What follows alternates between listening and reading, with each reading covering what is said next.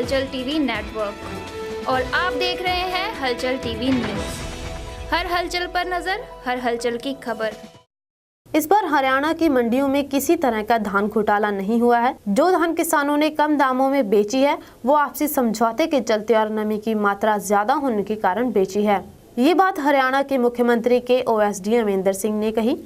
अमरिंदर सिंह कैथल में rest house में लोगों की शिकायतें सुनने के बाद पत्रकारों से बातचीत कर रहे थे। उन्होंने कहा कि वो खुद भी और मुख्यमंत्री सहित हरियाणा के मंत्रियों ने मंडियों के दौरे किए थे और धान की नमी को भी चेक किया था। साथ ही किसानों से आग्रह किया था वो अपने धान को जो नमी की मात्रा पर खरी उतरती है तो उसे समर्थन मूल्य से कम ना दे और बाकी धान को सूखा कर बेचें। इसके अलावा अधिकारियों को भी कड़े निर्देश दिए गए थे कि वो किसानों को किसी किस्म की परेशानी न आने दें।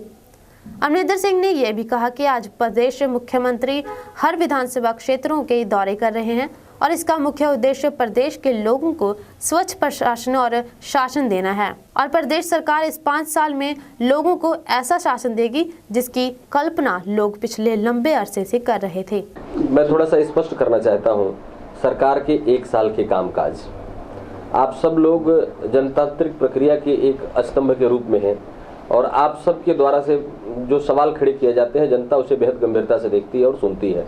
मैं थोड़ा सा स्पष्ट इसलिए करना चाहता हूं कि किसी भी नई सरकार को, चाहे वो भारतीय जनता पार्टी की सरकार बनी है अथवा किसी भी पॉलिटिकल पार्टी की जब नई सरकार बनती है तो सरकारें अपने अपने तरीके से काम करने का प्रयत्न करती हैं। पिछली सरकार की पॉलिसी कुछ दूसरी होती है, उसके पहले की सरकार की पॉलिसी कुछ दूसरी होती है और हम सब की जो सरकार बनी है हमारी जो पॉलिसी होगी वो दूसरी होगी। इसलिए दूसरी होगी कि इन 49 वर्षों में हरियाणा राज्य की जनता की भावनाओं के साथ केवल और केवल खिलवाड़ हुआ है, न कि जनता की भावनाओं को समझ करके उसके हित में काम करने का निर्णय लिया गया है।